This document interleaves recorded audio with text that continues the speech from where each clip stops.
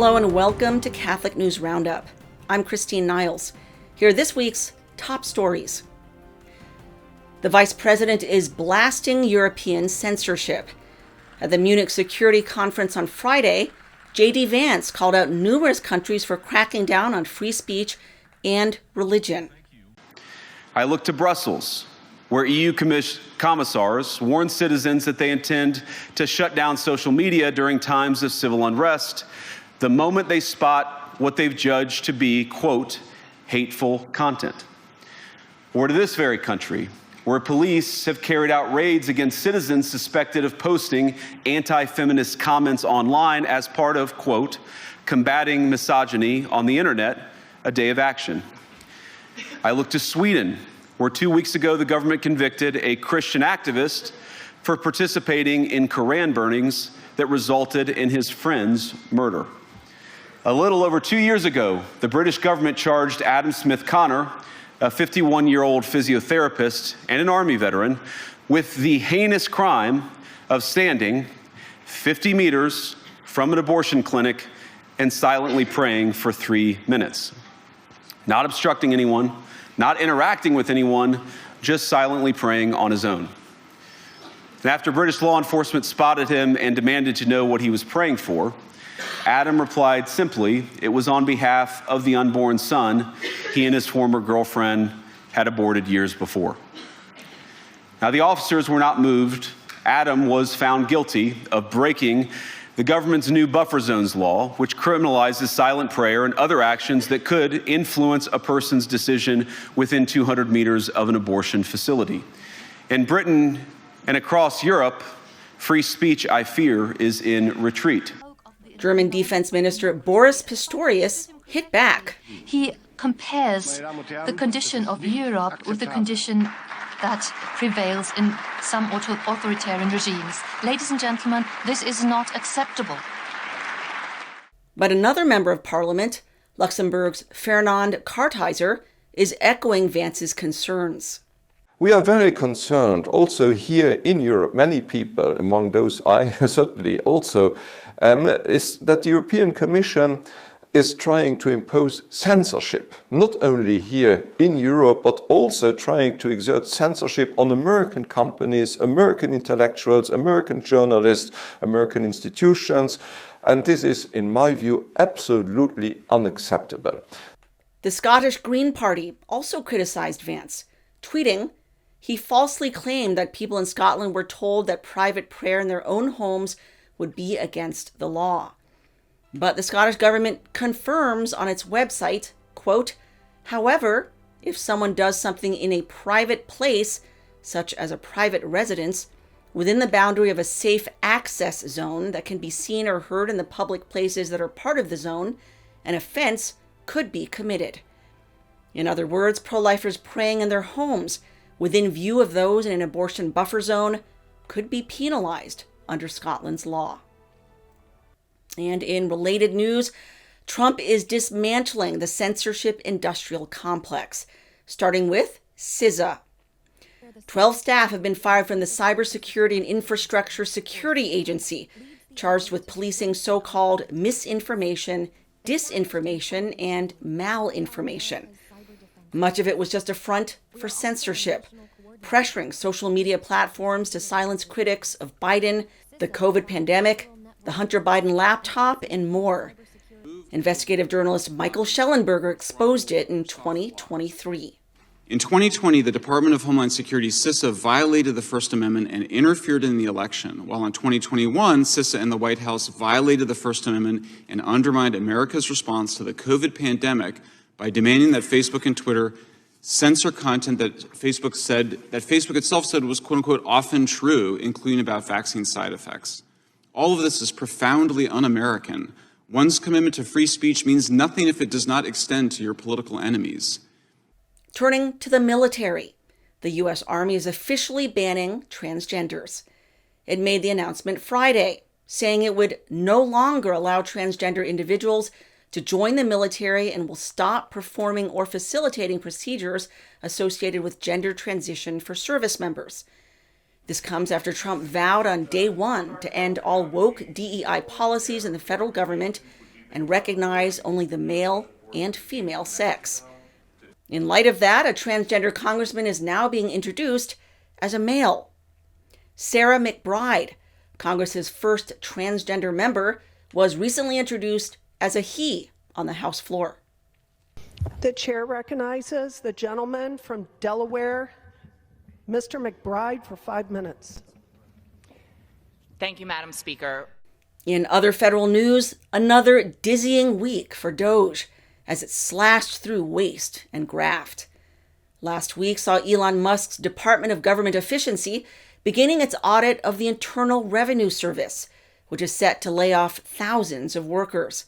It also recovered $1.9 billion in misplaced funds by the Department of Housing and Urban Development. And it discovered $17 billion in redundant payments by the Treasury Department. As to FEMA, it was exposed for sending nearly $60 million in violation of Trump's spending freeze to a luxury New York City hotel housing illegal immigrants. Department of Homeland Security Kristi Noem announced, quote, "I have clawed back the full payment that FEMA deep state activists unilaterally gave to New York City migrant hotels."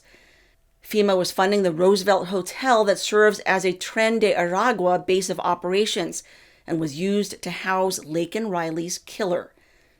Meanwhile, North Carolina continues to look like a war zone after Hurricane Helene. Trump is quickly resolving cases there, however, per Kristi Noem. In the past 5 days, we've decreased the number of open cases by almost 80%. President Trump is ensuring that communities aren't forgotten, and he launched the first major initiative to connect farmers with recovery assistance as well. 4 high-level FEMA staff have since been fired. That's in addition to 65,000 federal employees who've accepted the buyout option. Altogether, DOGE's actions are saving U.S. taxpayers approximately $1 billion per day. But not everyone is happy with Trump's changes, including Catholic clergy. As we reported last week, USAID's budget and staff have been slashed to the bare minimum, with 98% of employees let go, billions of dollars in graft exposed, and headquarters shut down. Caritas, which has received millions in funding from USAID, is hoping Trump reverses course. Its point man, Cardinal Michael Czerny, accusing Trump of being ruthless and reckless. And Catholic Relief Services, the top recipient of USAID funding at nearly $5 billion over the last several years, is cutting half of its staff in light of the USAID shakeup. Washington, D.C.'s new Cardinal Archbishop, the scandal-ridden Robert McElroy, is accusing Trump of waging a, quote, war of fear and terror on immigrants. And left-wing rag National Catholic Reporter published a scathing editorial blasting Trump for his, quote, cruelty. In fact, using the word cruelty no fewer than 13 times in its article. And as we reported in Forward Boldly this week, the Pope himself has weighed in, sending an unprecedented letter to every U.S. bishop criticizing Trump's mass deportations, which he claims, quote, damages the dignity of many men and women and of entire families and places them in a state of particular vulnerability and defenselessness. Border Czar Tom Homan responded. I've been a lifelong Catholic. My family's been lifelong Catholics. He ought to get out of the business of our national security and our border enforcement work and concentrate on the Catholic Church.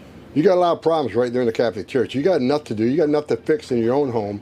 Then leave the border stuff to us. We know what we're doing. And here's what he doesn't understand. And plus, he's got a border wall around the Vatican.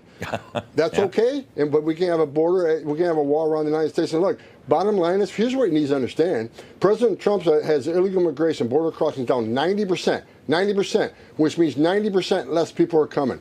How many children aren't dying every day on that border? How many women and children aren't being sex trafficked across that border? How many women are not being sexually assaulted by members of the cartels? How many known suspected terrorists aren't crossing that border? Under Joe Biden, over 4,000 illegal aliens died crossing the border. Now it's at a record low. We're saving lives. And that's what the Pope ought to be paying attention to if he wants to get in our business. We're saving lives every day. A secure border saves lives. When less fentanyl comes across that border, less Americans die from drug overdoses. Stick to the Catholic Church. Leave border enforcement to us. But some clergy are applauding Trump. After he banned men from women's sports, Bishops Robert Barron and David O'Connell published a joint statement saying, quote, "We welcome the president's executive order that protects opportunities for women and girls to compete in sports safely and fairly." Robert F. Kennedy Jr. has been officially confirmed as head of Health and Human Services.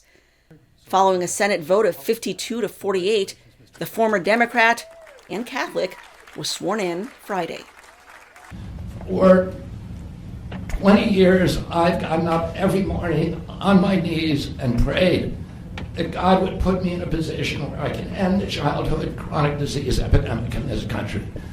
On August 23rd of last year, God sent me President Trump. All right. And he gave me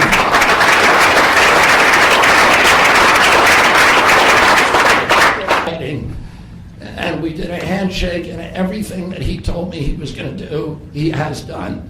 Right. And I'm so grateful to him, and I've told you before, I genuinely believe that you are a pivotal historical figure, and you are going to transform this country at a time when we see all of the indicia of democracy now in tatters in our country. We see the rise of the military-industrial complex, the rise of totalitarianism, these attacks on our Constitution, and this breathtaking epidemic that is disabling our people. President Trump has promised to restore the American dream in this country. A healthy person has 1,000 dreams. A sick person only has one. 60% of our population has only one dream, that they get better. President Trump has promised that he's going to restore America's strength. But we can't be a strong nation if we have a weak citizenry. If people are sick, 60% of our people are sick, 77%, as President Trump mentioned, our children cannot qualify for military service. And we need a man on a white horse now. We need somebody who is willing to come in and has the spine and the guts and the strength to challenge orthodoxies, to stand in the way of vested interests, and to break institutions that have turned against our democracy. President Trump has shown again and again that he is that hero. Kennedy has already announced he's establishing a vaccine injury reporting system and will be investigating the cause of autism, which has skyrocketed from a diagnosis of 1 in 1,000 children in 1980 to 1 in 36 today. A pro-lifer viciously assaulted by a passerby has been vindicated in court. Mark Crosby suffered a skull fracture in May 2023 after being attacked by Patrick Bryce outside Planned Parenthood in Baltimore, Maryland. On February 6 of this year, a jury found Bryce guilty of 2 counts of second-degree assault and 2 counts of reckless endangerment. Crosby had been holding pro-life signs and praying when he was pushed, punched, and kicked in the face by Bryce. Crosby is retired and spends 5 days a week praying outside the abortion mill. And turning to Ireland, the Emerald Isle is being reconsecrated to the Sacred Heart of Jesus. A special mass will be offered June 22nd by Archbishop Eamon Martin at the Marian Shrine in Knock. A Sacred Heart crusade is being launched in preparation, with 4 statues blessed by the Pope traveling throughout the country. In October, Pope Francis published an encyclical urging devotion to the Sacred Heart, a devotion that first began in 17th century France when our Lord appeared to Sister Margaret Mary Alacoque, revealing his heart on fire with love. He said to her, "Behold, this heart which has so loved men, that it has spared nothing, even to consuming itself to witness its love. And in return I receive from most of them only ingratitude, from their irreverences and their sacrileges, and by the coldness and contempt that they have for me in this sacrament of love." Among reparations the Church recommends to the Sacred Heart is spending time in adoration. That is this week's Catholic News Roundup. Please visit stellamaris.media, that is stellamaris.media, and sign up to our email list for the latest news and updates. And if you're able to give to our little media outfit to help us continue doing our work, that would be so much appreciated. May God bless your week. I'm Christine Niles.